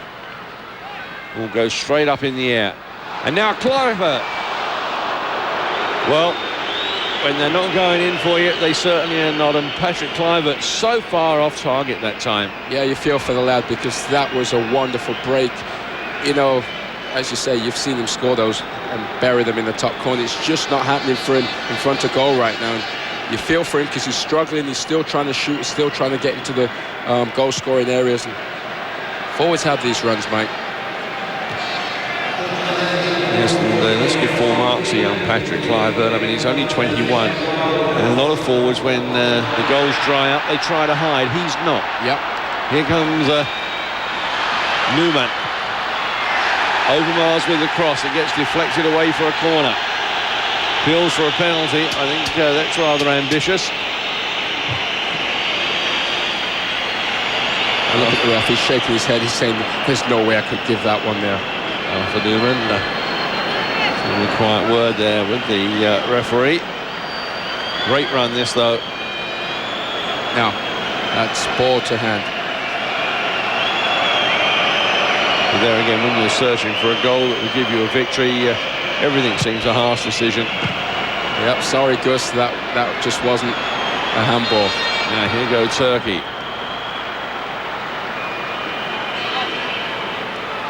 You're watching the Road to World Cup 98 from European Group 7. It's the Amsterdam Arena. Lots of rain in Amsterdam. The retractable roof is actually closed. Now the Netherlands just need a draw or a win to qualify. And as we come up towards the 75th minute, it's still the Netherlands 0, Turkey 0. If it stays like this, the Netherlands will be through and Turkey will be out. Whatever's happening across the border in Belgium. With Eddie Mighton, I'm Mike Hill. Here come Turkey. And I'm just waiting. There's got to be some time when they start throwing caution to the wind and go out to get the goal that would give them a victory and still perhaps keep their World Cup dream alive. Ilka there making a long run forward, and I think that's just about tired him out. Either that or he's lost his way. So I don't think he's been that far forward all day. You are cruel. I think there is going to be a change for Turkey. Now Tayfun. But you're right. I mean, they've got it. They won't feel good about themselves as players if, you know, they go away, haven't scored. Maybe they come away with a draw, and you know they're out of the World Cup. How can you feel good about yourself? We play down that centre forward channel, met there by Yapstam. Now Overmars.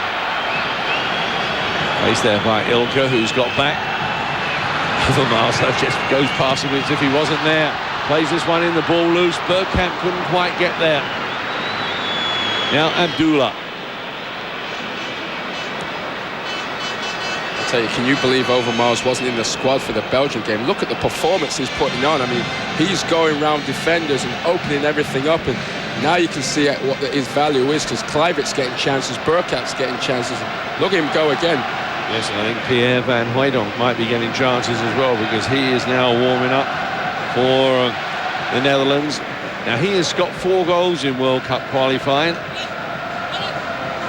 Has this habit of coming on and scoring a goal. Centre forward really in a different mould to Patrick Kluivert or to Dennis Bergkamp.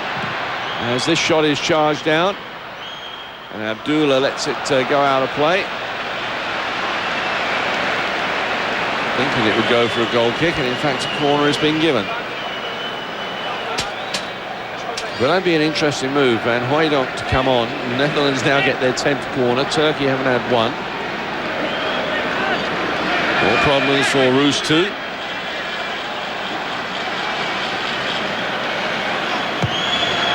Koku hitting this one deep. All laid back, and they were trying to lay it back there for Mark Overmars. Yes, I think if Van Hooijdonk comes on, he'll probably bring Kluivert off. I mean, Kluivert has been off his game, and he'll take him off, and it's just not been his night, really. Winter, good play there. Now Yapstam, and Winter stopped running. I think he was afraid there of moving in case you run into an offside position. Yeah, they overdid it there. Winter squirmed his way through and got it to Yapstam, who should have really put the ball into the box, just people were waiting. And Gus Hiddink is just giving Van Hooijdonk his final instructions. And if I was him, it'd probably be Kluivert coming off. Well, Ilka is coming off for Turkey. There's the player who signalled to the bench to come off. And the player that's coming on is Seal. So Seal comes on wearing the number 18 for Turkey. And in fact, it's Michael Reisiger who has gone off, and Pierre van Hooijdonk is the player that's come on. So really a last throw of the dice from Gus Hiddink. Takes off a defender and brings on a striker. I like it, Mike, I like it. Here come the Dutch. And Kluivert there. So they're going to play with 2 strikers now, 2 centre forwards in them. Patrick Kluivert and Pierre van Hooijdonk, and Kluivert having this opportunity way off target. Yes, once again, just can't find the goal. And it becomes a mind thing after that now, because the goal is going to start to shrink in his mind, and that next goal for him is going to be a real struggle. But once he gets that, hopefully he'll get over it and they'll start to flow in again. But as you say, Van Hooijdonk and Kluivert are going to play as two forwards, with Bergkamp probably just drifting behind him. Yes, and a lot of people will tell you that's where Dennis Bergkamp can be so dangerous. It's the way Arsene Wenger's got him playing at Highbury this year. He's behind Ian Wright, and we see, 10 goals in the Premier League already. Yeah, he's dangerous when he puts his boots on, mate. Now Abdullah. We're coming up towards the last 10 minutes. Abdullah plays it inside. Now Turkey. Losing out that time. Overmars getting hacked down from behind. Free kick quickly taken. Newman.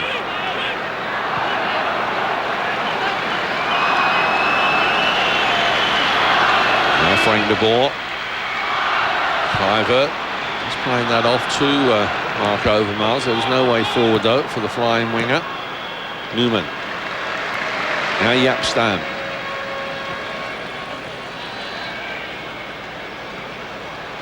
Koku. Well, Philip Koku is now playing in that right side defensive position that Michael Reisinger has vacated. Perhaps playing a little bit further forward than Reisinger. What a versatile player. That's 3 different positions he's played in a day now. Yeah, exactly. But I mean, the way Turkey are playing, Mike, you really don't need defensive help. So, Reisinger coming off and putting it forward doesn't change the balance of this game. Here's Bergkamp. And Hooijdonk.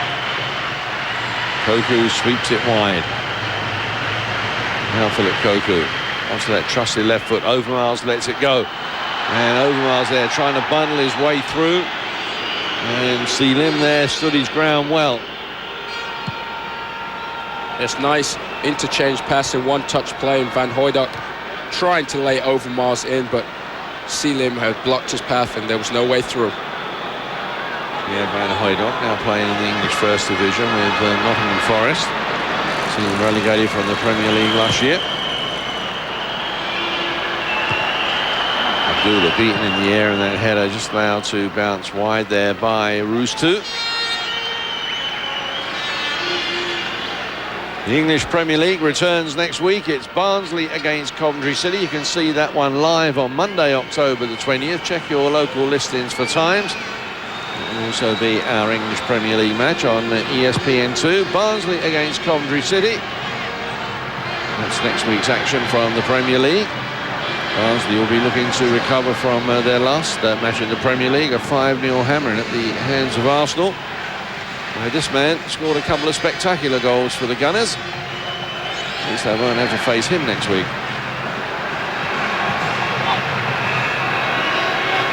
Nice turn that time by Selim. Oh, look at that, Mike. I mean, you've got 8 minutes to go, your last game in your World Cup qualifying campaign, and you're not going forward. You're not trying to win, it seems. It's befuddling. Well, they say that coaches are a breed apart. Some of the thinking on this, where it's going to look nice in the record books. You're going to be able to say, well, we went to Amsterdam and we got a draw against Holland. It's all very nice, but the draw means that you're out of the World Cup. At least the win would still keep some hope alive.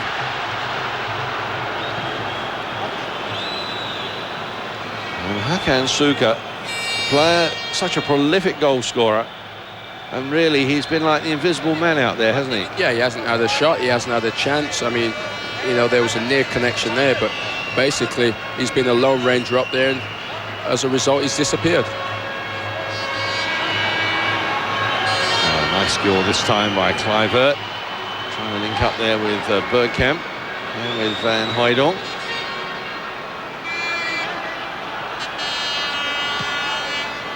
Away by Winston Bogarde. Here's de Boer. Remember, Ronald de Boer missing this game because of an injury to his big toe, which he injured in training. Here goes Newman.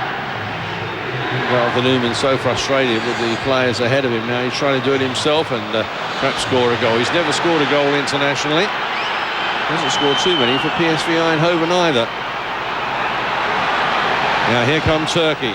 Oguz plays it wide. Now the ball played in. Holland get it clear. Oguz, the captain, Turkey's most capped player. And immediately that Turkey lose possession, they just funnel back. Well, really do give up the midfield, don't they? Yeah, I mean, these guys are well drilled, they're disciplined, and you know, if you want players to follow your game plan, these are the guys for you. Well, Dennis Bergkamp there with a snapshot that came off the defender. He was set up nicely in the end by Pierre van Hooijdonk. Oh, look at this. Bergkamp's desperately unlucky. That ball's going in, and if the defender doesn't touch it, you know, that's a goal. And he's been around the goal all night. Just hasn't clicked for him and the Dutch team all night. Mehmet is the player that's going to come on. And it's the captain, Oguz, who is going off. And you just wonder for Oguz at 34 years old, if this is his last appearance in a World Cup match. If Turkey don't win here, they won't be playing for another couple of years until they start qualifying for 2002. Certainly there's a player that would certainly grace a World Cup. As Rustu there was all at sea, and Abdullah very cool under pressure. Yes, and he got Kluivert right in the small of the back with his boot. You know, he just left his line and really didn't see Kluivert and raised his foot and decked him. Well, Holland have used their 3 permitted substitutes. Take a look at the keeper coming out here. Kluivert goes up for it, and the keeper decks him right in the back there. That hurts. Yes, Rustu was the player who came through, the goalkeeper.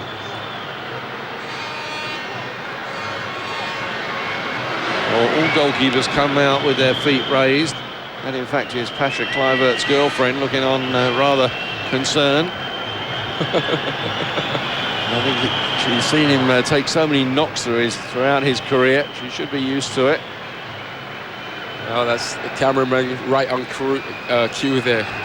Kluivert got decked and his girlfriend looking on anxiously. The referee actually is saying he's got to go off as he's received treatment, which means he'll walk round and the referee will beckon him back on. I can never understand. That rule was brought in to speed up the game. Kluivert is just standing there appealing to come on. And here he comes. No, the referee's making him go round to the sideline. Throw there by Rustu. Now, Seal. Well, if Holland don't come away with a win, but come away qualifying, you know, obviously the Dutch public will be disappointed at the result. But I'm sure the celebration will nonetheless be, you know, just as emphatic.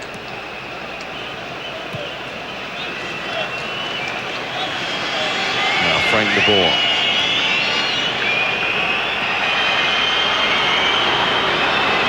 He played over the defence, kept in there by Aaron Winter. So Aaron Winter playing this one across. Rustu taking that one very comfortably. Across there, looking for the header of Pierre van Hooijdonk. Who is the big target man, as you say, is a different mold to Kluivert and Bergkamp. He's an out-and-out striker, target man, goal-getter. And when the cross comes in, Van Hooijdonk will be looking for those. You would think when you've got a winger like Mark Overmars that having something like Van Hooijdonk in the centre is going to put the real fear into the defenders if the ball's in the air. And I mean, if the ball gets loose and you've got something like Dennis Bergkamp hanging about to pick up the loose ends, that's a frightening thought as well. Yeah, and here they come. Here's Overmars. Charged down there by Fatia. So it's going to be a corner for the Netherlands. And another substitution. Hami is the player who is going to come on for Turkey, number 17. Hami, this is his 45th appearance. Scored 8 goals, one of them in World Cup qualifying. Arif is the player that's going off. So Arif goes off.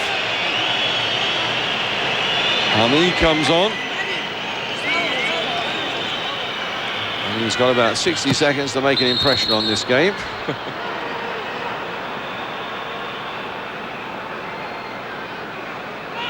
Referee leaves Sundell. Not ready for that corner to be taken.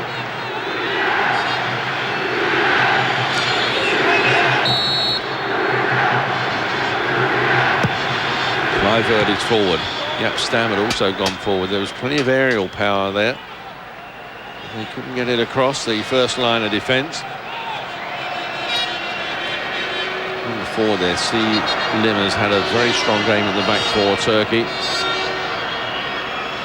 In other circumstances for Turkey, coming to Holland and going home with a draw would be a more incredible result. There'd be a lot of teams around the world that would be quite happy to come to the Amsterdam Arena and go home with a draw.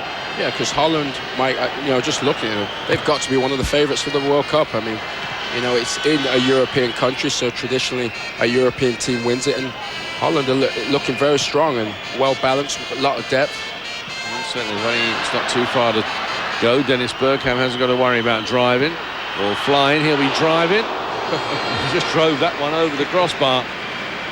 And that really sums up the night for Holland. There's been so many near misses. Look at Bergkamp tee up this bouncing ball, and it just doesn't come down quick enough for him. But he's been looking all night to get his name on the score sheet and challenge that record, and tonight's not the night. Look at the anguish there. Oh, so close. Well, as long as he doesn't lose his goal scoring touch for the Gunners in North London, I'm sure most Arsenal supporters will be quite happy. Yeah, he plays that one through. Van Hooijdonk. Good chance now again for Holland. This one got across late. There's nobody at the far post. Overmars, in fact, had come infield. Now checks, goes back. Koku with a shot. And across the face of goal. Now played over a minute of stoppage time. You just had the feeling if we continue playing until a goal was scored, we should actually get out the flask and the camp beds, I think. We could be here for a long, long time. Yeah, I think they turned the lights out on us tonight. It's just not happening for Gus Hiddick's side, but if they do go through as the result, if this result stands up, they're going to be a major force in the World Cup coming up. Well, this is the sixth match between these two sides. Turkey have won twice. The Netherlands have won twice. One had finished in a draw before tonight. This one now seems to be heading for a draw. So it means that Turkey will keep up that very good record against the Netherlands.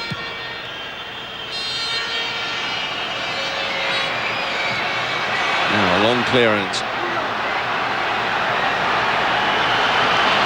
Good challenge that time by Koku. Now releases it forward, and ball there played a bit too quickly for Dennis Bergkamp. High up and under from Turkey. Referee has come up with a free kick. A foul there against Alpay. What a great game he's had, Alpay, as well. Stay with us here on ESPN. Coming up, we'll have our post-match wrap. And we'll bring you up to date with all the other happenings on the road to World Cup 98. As Dennis Bergkamp reacting there. Well, Bergkamp's just being held. He just got tired of the holding and decided to let Abdullah know that I'm not the guy you should be holding. And he got the free kick as well. Now Clivert waits. This could be the last chance for the Dutch. Frank de Boer with the free kick. And again, Turkey stand firm. There's a wall of white shirts. Yeah, Van Hooijdonk, who really hasn't had too many chances since he's come on. Bogard, over 3 minutes of stoppage time. There was an injury, of course, in that second half to Clarence Seedorf. Well, this seems a little bit excessive as Pierre Van Hooijdonk slips and... Yes, and the crowd are just wanting this game over now. They want the final whistle so they can begin their own celebration and know that their country's once again going to the cup final. Well, there is the final whistle. We have not got any goals here. As we look at the MasterCard game summary, it finishes 0-0, but the Netherlands have qualified for the World Cup finals in France next year. No goals then. Stay with us. We'll be back to wrap up on the road to World Cup 98. October on Sports Australia and Sports Australia 2 Cricket. Live and exclusive Sheffield Shield, Queensland play New South Wales. Oh, great work by Healy. New South Wales meet Victoria. Top for 6. And in a live and exclusive special, the Cricket Academy take on the Australian team. Oh, that's a cracking shot. Plus all the highlights of the Mercantile Mutual Cup competition. Swimming. What a finish! Australia's best battle each other for national representation in the World Championships. Soccer. The English Premier League continues with exclusive coverage every Monday morning. Plus live and exclusive coverage of Australia's premier competition, the Ericsson Cup. Cycling. Gets it on the line. Live coverage of the Commonwealth Bank Cycle Classic with some of the world's best riders tackling our terrain. Golf. Live and exclusive European PGA coverage in October, including the German Masters and the prestigious Volvo Masters. Netball. The world champion Aussies split up to play for their states in the Qantas Netball Nationals. This would seal it. See exclusively live coverage right up to the finals. NFL. Over the top. Every Monday night, the big men hit each other hard in the name of gridiron. Motorsport. The AMSCAR Series Finals plus Bathurst. All this and more in October on Sports Australia and Sports Australia 2.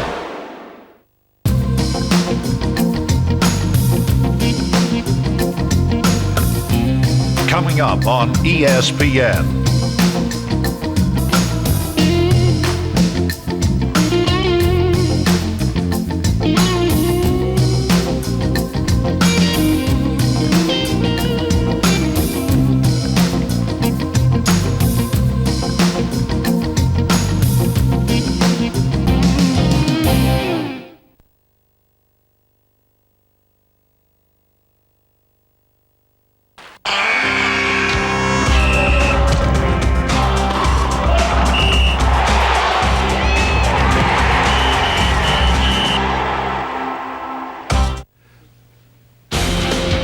There's a scene here at the Amsterdam Arena as this capacity crowd start to head towards the exits. It finished the Netherlands 0, Turkey 0.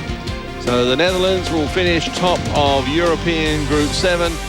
And for Turkey, well, their dream of a place in the World Cup has gone.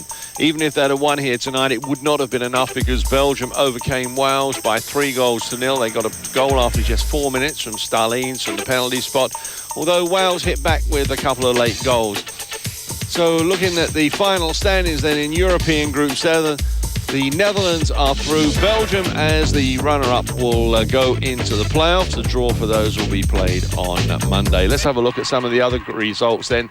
And in Group 1, it now means that Denmark qualify for the World Cup, and Croatia will be involved in the playoffs after Croatia beat Slovenia 3-1. England are through. They drew with Italy at Rome's Olympic Stadium, a real bruising encounter, 0-0. Georgia beat Poland. Italy will now play in the playoffs. That's from European Group 2. And in Group 3, Norway had already qualified for the World Cup, but Hungary, they're grabbing a late injury time equaliser in Helsinki, have denied Finland a spot in the playoffs. It will be Hungary who play in the playoffs. And Switzerland, in last year's World Cup, or in the last World Cup, really missing out despite that big victory. In Group 4, Austria finish as the group winners, and Scotland, who beat Latvia 2-0, will finish as the best-placed runners-up. They qualify for the World Cup. Russia beat Bulgaria, but Russia are already assured of a spot in the playoffs. Bulgaria had already qualified. And in Group 6, Yugoslavia will advance to the playoffs. Spain already qualified. They won 3-1 over the Faroe Isles. Group 7 we've already shown you. In Group 8, Romania dropped their first points of qualifying, held to a 1-1 draw by Ireland. Ireland now through to the playoffs. Romania are into France. And Germany, well, it took a last-minute winner to overcome Albania, but they qualify for the World Cup finals. And the Ukraine advanced to the playoffs. Portugal, despite their victory over Northern Ireland, are out. But here at the Amsterdam Arena, a game that's produced very few chances. That was one of the best ones. It came in from Dennis Bergkamp. Well, we hope you've enjoyed our coverage as we continue on the road to World Cup 98. In Amsterdam, it finished the Netherlands 0, Turkey 0. For Eddie Myton, I'm Mike Hill for ESPN, the worldwide leader in sports.